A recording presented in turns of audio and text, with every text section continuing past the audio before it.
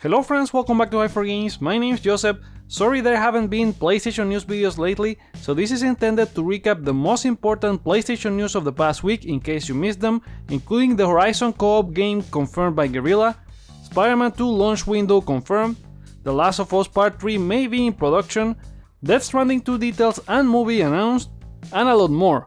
Let's get into them. Spider-Man 2 launch window confirmed. It's been more than a year since we have had any real Spider-Man 2 news, and after several teases from Insomniac employees and the game's voice actors, we finally have some, albeit not as meaty as we hoped for. In a blog post, Sony and Insomniac have confirmed that the game will be launching for PS5 in fall 2023, and that's pretty much it. Creative director Brian Intihar chimed in saying, "What a year it's been for PlayStation Studios. Here at Insomniac Games we have been in absolute awe of the work of our peers. Congrats to everyone on a successful 2022, and here's to next year being just as exciting as we continue to get Marvel's Spider-Man 2 ready for release next fall." Last weekend there were rumors of a possible Spider-Man 2 news given multiple teases and the game being able to be wishlisted on the PlayStation Store, but this will have to do until they decide to show more next year.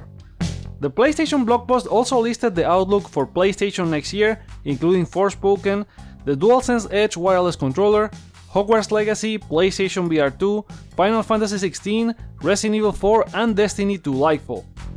Were you hoping for bigger Spider-Man 2 news? Does it make its fall launch next year? Sound off in the comments. Developers have the new PS5 model. Insider Gaming's Tom Henderson has provided an update on the rumored new PS5 that will include a detachable disc drive. According to his tweet, he's heard from two people now that the test kit is in people's hands and it's working flawlessly, further indicating we should hear official news soon. The new model, previously reported by Henderson as well, will follow a new D chassis that features a detachable disc drive that can be connected to the PS5 through a USB-C port. This will replace previous PS5 models as it launches around September next year. Do you think a modular PS5 like this is a good idea? Voice your opinion in the comments. Last PlayStation Plus update of 2022. In case you missed it, Sony also announced the final PlayStation Plus update of the year for Extra, Deluxe and Premium users, which will be available starting December 20th. From Ubisoft Plus, a trio of Far Cry games join with Far Cry 5, Far Cry New Dawn and Primal. More Yakuza games joined as part of the Sony announcement back in July, with Yakuza The Song of Life, Yakuza Like a Dragon and Judgment, although the last two were not part of that original announcement. If you have kids or you're a kid at heart, there's Adventure Time Pirate of the Caribbean, Ben 10 Power Trip, and Gigantosaurus the game. Rounding up the list is Pillars of Eternity 2 replacing the first game, Worms WMD, The Escapist 2, Evil Genius 2 returning after it only stayed for a week following the new PS Plus launch, The Pedestrian, Middle-earth Shadow of Mordor and Shadow of War, Mortal Shell and WWE 2K22. WWE 2K22 is the only game that will be available on January 3rd, 2023. Then for PlayStation Plus Premium we got Ridge Racer 2 from PSP, Oddworld Apes Exodus from PS1, Pinball Heroes from PSP and Heavenly Sword joins as streaming only. As for games leaving, both Assassin's Creed Valhalla and Pillars of Eternity leave on December 20th. Also, a huge warning regarding these games: don't claim Mortal Shell, Yakuza Like a Dragon or Middle-earth Shadow of War from the game catalog. Those games were given as part of monthly game lineups in the past, and you get to keep them until your subscription expires. If you claim them from the catalog, it will override your current license, and you will lose the games when they leave Extra. What do you think about this lineup? Which games are you playing? Let us know in the comments. Horizon co-op game confirmed by Guerrilla. Sony is preparing several projects around the Horizon IP, and after being rumored for a while, we finally have confirmation about a co-op game. Guerrilla Games themselves tweeted the news. As they are recruiting people to work on this project, they posted a tweet with an image that reads, "We're continuing to create epic solo adventures for Aloy, but there's more. A new internal team is developing a separate online project set in Horizon's universe, featuring a new cast of characters and a unique stylized look. Friends will be able to explore the majestic wilds of Horizon together. We're looking for talented people for our Horizon single-player, online project and external project." This was just a few hours after VGC reported on the job listing from the Guerrilla Games website, spoiled by content creator Joe Raptor. The studio had long planned for a trilogy and a co-op experience that could be a separate mode or a spin-off of its own. And considering Sony's plans of expanding into games as a service, it could very well be a standalone game. So now we have Horizon 3, Horizon Co-op, Horizon Burning Shores as the DLC for the second game launching for PS5 on April 19, 2023, and a rumored Horizon MMO. Are you excited about more Horizon? Share your thoughts in the comments. Returnal PC requires lots of RAM. Returnal for PC was one of the confirmed games from Sony during the Game Awards last week. To play it you will require at the very minimum 16 GB of RAM, but to play it comfortably it asks for 32 total according to the Steam requirements listing. It's kind of unusual as most games including graphic intensive ones work well at 16 GB or under. The rest of the requirements seem fine with an Intel i7 8700 or AMD Ryzen 2700X CPU plus an NVIDIA RTX 2070 Super or AMD RX 6700 XT GPU as the very minimum. It's not clear why the game requires this much RAM on PC as it works on PS5 with 16 GB of RAM, but a leaked video suggests it will include NVIDIA DLSS and AMD FSR upscaling tech, ray tracing for reflections and shadows, and unlocked frame rates. That could be the reason, but it's highly unlikely given Sony's previous releases such as Spider-Man support ray tracing and require only 16 GB minimum, with 32 required for the ultimate ray tracing option experience. Will you be playing Returnal on PC? Do you have the specs to run it? Let us know in the comments. The Last of Us 3 may be in production. With exactly a month before The Last of Us HBO premieres, an interesting rumor has leaked from an unusual source. Viewer Anon, who mostly leaks stuff around the film industry with a reliable track record, has leaked the next games in development at Naughty Dog. Since they didn't get a screener link to The Last of Us HBO, they tweeted that Dr. Ockman's next game is The Last of Us Part 3, currently in production at Naughty Dog. Besides that, they also mentioned that Uncharted is in development and will be handled by another studio. Factions is coming first, but not sure on the new IP.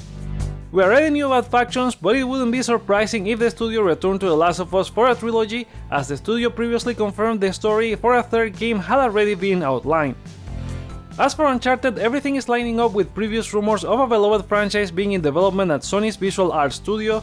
The guys who started working on The Last of Us Remake, they seem to be working alongside Naughty Dog on a beloved Sony IP, and they're currently looking for new hires.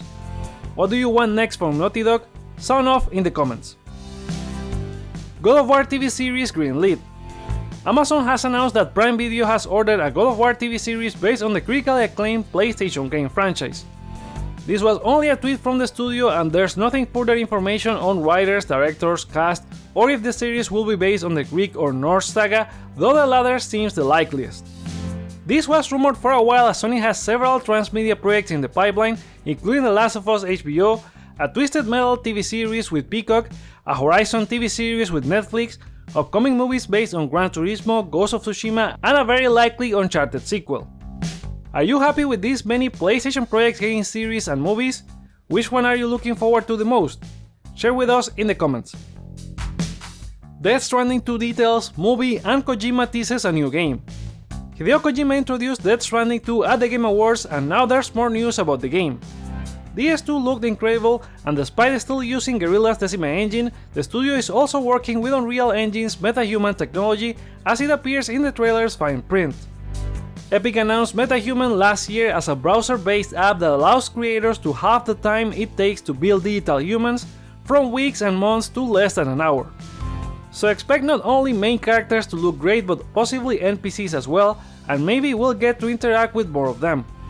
Death Stranding will also be getting a movie as Kojima Productions reveal a partnership with Hammerstone Studios for a big screen adaptation.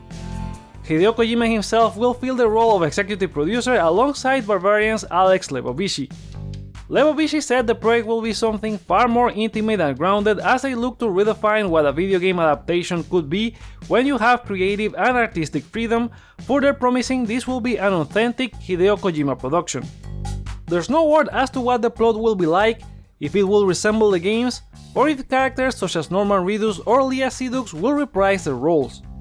So congrats to Kojima and the studio, as this was an important goal for them, and they announced it as the studio celebrated its 7th anniversary since founded after the Konami breakup. In a video celebrating the milestone, Kojima also teased they have a brand new game and visual projects in development, one that clearly refers to Overdose and the Xbox project if those are two separate things. What do you think about all this Kojima news? What's your hype level for Death Stranding 2 or the Death Stranding movie? Share with us in the comments. Microsoft offered Call of Duty for PlayStation Plus.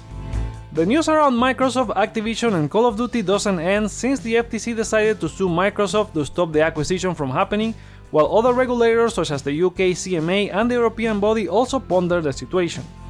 In a move to convince regulators, Microsoft offered multiple 10-year deals to Nintendo, Valve and Sony.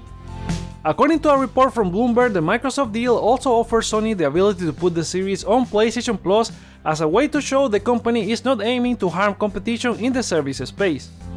Sony has still not agreed to this latest deal despite all the Microsoft offers, and prefers to talk to regulators to get the deal blocked rather than play nice.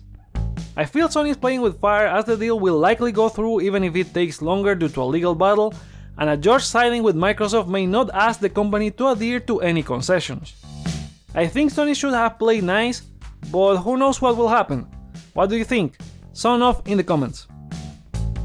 That is not the only recent news about Microsoft Activision, as Microsoft admits Sony has more exclusives again. Microsoft has not received very well the FTC's decision to sue the deal without even talking to them, and they have argued the deal is fair since PlayStation has had way more exclusives than Xbox. Microsoft Vice President Brad Smith said there are 286 PlayStation exclusives while Microsoft only has 59 on Xbox. Smith added that an administrative law judge is going to have to decide whether going from 59 to 60 is such a danger to competition that he should stop the deal from moving forward. An awkward comment given they could have played the same game as Sony.